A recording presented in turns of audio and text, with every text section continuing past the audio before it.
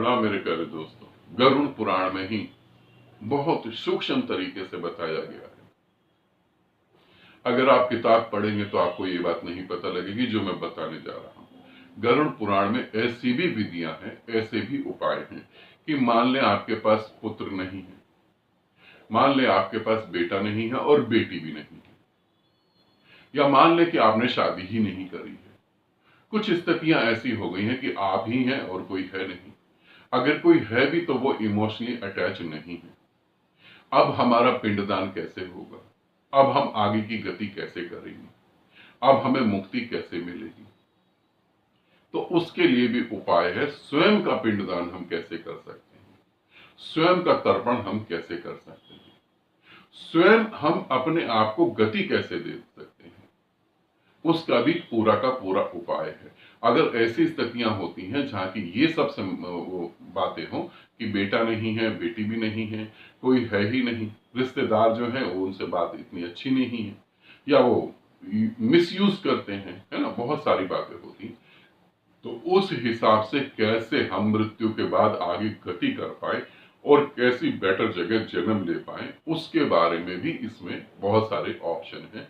कुछ विधियां ऐसी हैं जिनको करने के बाद हम स्वयं आगे, मृत्यु के बाद आगे हम गति कर सकते हैं, आराम से गति कर सकते हैं। ठीक है, तो वो वहां पर विधियां भी हैं। ये मैं वीडियो अलग से बना रहा हूं। गरुड़ पुराण में ये बहुत ही रहस्यमय तरीके से छुपाई गई बात है जिसको मैं उजागर करके बता रहा हूं।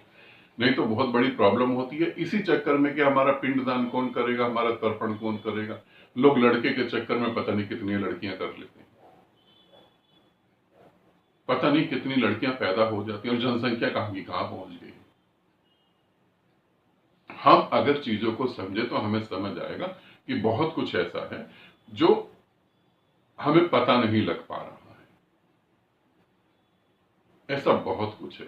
तो आप ये नहीं सोचें, अगर आप ऐसे हैं तो आप इस तरीके से भी उपाय हैं, इस तरीके से भी आप कर सकते हैं।